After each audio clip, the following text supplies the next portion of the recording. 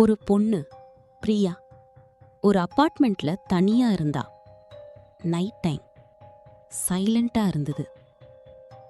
சடனா அவ phone ring ஆயிடுச்சு. Unknown number. ஹலோன்னு பிக் பண்ணா. ஆனா எதுவும் பேசல. ஃபியூ செகண்ட்ஸ்க்கு அப்புறம் ஒரு லோ வாய்ஸ், லைட்ஸ் ஆஃப் பண்ணுங்கன்னு சொன்னது. பிரியா கன்ஃபியூஸ் ஆனா. யாரு நீங்கன்னு கேட்டா.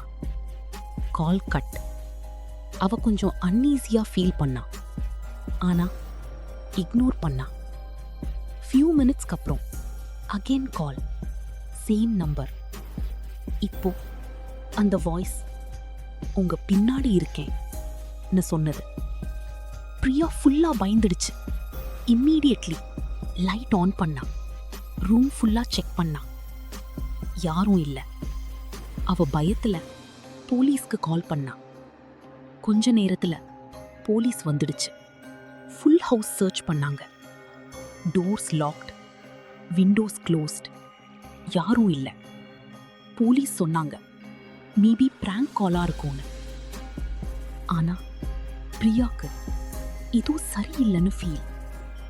நெக்ஸ்ட் டே அவ ஃபோன் செக் பண்ணும்போது ஒரு ரெக்கார்டிங் ஃபைல். அவ அதை ஓபன் பண்ணா. பேக்ரவுண்ட்ல ஒரு ப்ரீதிங் சவுண்ட், மைக்ல ரெக்கார்ட் ஆன சவுண்ட். அது ஃபோன்ல இல்ல, வீட்டுக்குள்ள இருந்து வந்தது. பிரியா ரியலைஸ் பண்ணா, யாரோ அந்த நைட் அவ வீட்டுக்குள்ள இருந்தா. போலீஸ்க்கு மறுபடியும் இன்ஃபார்ம் பண்ணாங்க.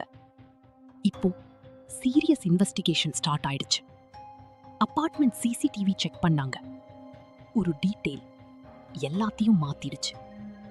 நைட்ல ஒரு அன்னோன் பர்சன் பில்டிங்ல என்டர் பண்ணியிருந்தான். ஃபேஸ் கிளியர் இல்ல, ஆனா அவன் ஒரு எலக்ட்ரீஷியன் யூனிஃபார்ம்ல இருந்தான். இன்வெஸ்டிகேஷன்ல தெரிஞ்சது என்னன்னா, அவன் ப்ரீவியஸா அந்த அபார்ட்மெண்ட்ல ஒர்க் பண்ணியிருந்தான். ஸ்ட்ரக்சர் எல்லாம் தெரிஞ்சிருந்தது. ஹிடனா இன்சைட்ல இருந்து பிரியாவை வாட்ச் பண்ணியிருந்தான். ஃபோன் ஹேக் பண்ணி அவன் நம்பர் யூஸ் பண்ணியிருந்தான். ஃபைனலி போலீஸ் அவனை ட்ரேஸ் பண்ணாங்க, அரெஸ்ட் பண்ணாங்க. இன்டரோகேஷன்ல அவன் எல்லாம் அக்செப்ட் பண்ணான். அவ தனியா இருக்கான்னு தெரிஞ்சது, அதான் ட்ரை பண்ணினேன்னு சொன்னான். பிரியா லக்கியா எஸ்கேப் ஆனா. இந்த கேஸ் நமக்கு சொல்லுது, நம்ம சேஃப்னு நினைச்ச இடத்துல கூட டேஞ்சர் இருக்கலாம். உங்களுக்கு என்ன தோணுது? அந்த கால் இக்னோர் பண்ணிருந்தா என்ன நடந்திருக்கும்?